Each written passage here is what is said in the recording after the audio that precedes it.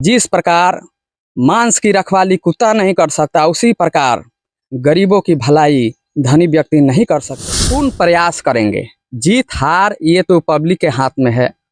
जनता जिसको चाहती है वो ताज पहनाती है, जिसको चाहती है ताज उतार लेती है। तो वो सही रूप से जनता के बीच में रखेंगे और हम पूर्ण रूप से प्रयास। कभी क्या होता है कि बड़े समूह भी उस कार्य को नहीं कर पाता है और एक सार्थक प्रयास करने वाला एक छोटा समूह भी उस कार्य को कर लेता है। नमस्कार, मैं विकास और आप देख रहे हैं आपकी बुलंद आवाज। चुनाव की सरगर्मियां तेज हो गई हैं। आपको बता दें कि लोकसभा के चुनाव को लेकर प्रत्याशी की जो कि नाम भी आगे आ रहे हैं और इसी कड़ी में हम 19 महाराजगंज लोकसभा में हैं, जहां के एक नए यहाँ के प्रत्याशी हैं और इनसे बात करेंगे और इनसे परिचय जानेंगे। आपका बहुत बहुत स्वागत है। आपका भी बहुत बहुत स्वागत है और आपके चैनल से जितने भी दर्शक देखते हैं उनको भी हमारा धन्यवाद है। मेरा नाम योगेंद्र कुमार ठाकुर है। मैं अपना किसान पार्टी से महाराजगंज लोकसभा का प्रत्याशी हूँ। चुनाव की तैयारियां कैसी चल रही हैं? देखिए, अपना किसान पार्टी की जो स्थापना हुई वह 2018 में हुई और उस पार्टी का मैं नेशनल जनरल सेक्रेटरी भी हूँ।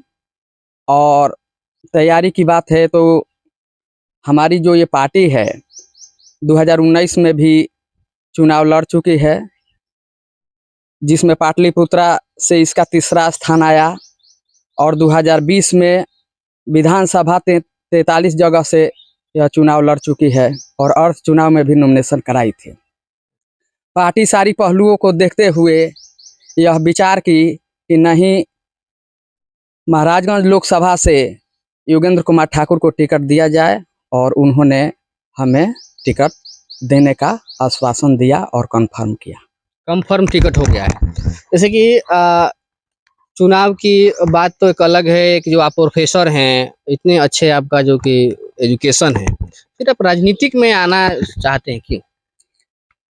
देखिए, एक प्राध्यापक होते हुए भी यह जिम्मेवारी बनती है कि जो किसानों की दशा है, जितने भी कारपोरेट घराना है उसके लिए हर आदमी काम कर रहा है, लेकिन एक गरीब और किसान की बात वही करेगा जो किसान होगा।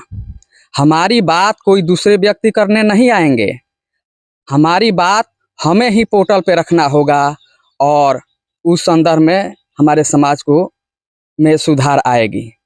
क्योंकि जिस प्रकार मांस की रखवाली कुत्ता नहीं कर सकता, उसी प्रकार गरीबों की भलाई धनी व्यक्ति नहीं कर सकते हैं।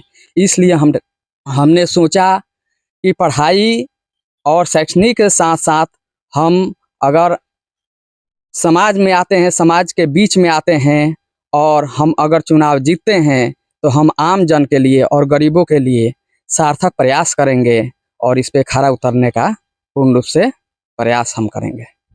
जैसे कि आपने कहा कि चुनाव लड़ेंगे, जीतेंगे, तो यहाँ पे लोकसभा की अगर बात की जाए महाराजगंज की, तो यहाँ बहुत बहुत बड़ी बड़ी पार्टियां हैं और बहुत बड़े बड़े लोग भी हैं, फंडिंग भी उनके पास बहुत ज्यादा है, लेकिन अपने आप को वहाँ कहाँ देखते हैं उन बड़े लोगों के पास? देखिए, हम जितने भी लोग हैं, पिछड़े दलित तबके के जितने भी लोग हैं, गरीब लोग हैं, उनके पास हम जाएंगे। हम धन के बल पे चुनाव में नहीं उतरेंगे। हम और कौन पार्टी का स्तर क्या है उसको उस पर ध्यान न देते हुए हम अपने आप को कैसे अच्छा साबित करेंगे, कैसे लोगों का विश्वास हासिल करेंगे, इस पे हम काम करने का पूर्ण रूप से प्रयास करेंगे। जैसे कि आप कह रहे हैं कि जैसे कि आपकी कार्यकर्ताओं की बात कीजिए तो कार्यकर्ता बहुत कम है, आपके 9 के बराबर हैं, तो उस पर कैसे काम कीजिएगा ताकि आपको इतना वोट? देखिए, कार्यकर्ता की जहाँ तक बात है तो कार्यकर्ता, सक्रिय कार्यकर्ता हमारी पार्टी में 7,000 के अप्रोक्सीमेटली है और जो भी है ईमानदारी से काम करते हैं, तहे दिल से काम करते हैं और हम पूर्ण प्रयास करेंगे। जीत हार ये तो पब्लिक के हाथ में है। जनता जिसको चाहती है वो ताज पहनाती है, जिसको चाहती है ताज उतार लेती है। तो इसमें तो जनता के ऊपर निर्भर करता है। हम अपने बातों को सही रूप से जनता के बीच में रखेंगे और हम पूर्ण रूप से प्रयास करेंगे। बात रही कार्यकर्ता का, तो कभी कभी क्या होता है कि बड़े समूह भी उस कार्य को नहीं कर पाता है और एक सार्थक प्रयास करने वाला एक छोटा समूह भी उस कार्य को कर लेता है। तो इसमें हमें नहीं लगता है कि कार्यकर्ता कहीं से बाधक आएगा, और ये हमें सोच नहीं रखनी चाहिए कि भारी संख्या में कार्यकर्ता होंगे, उस वही माने सीट निकालेगा और चुनाव जीतेगा।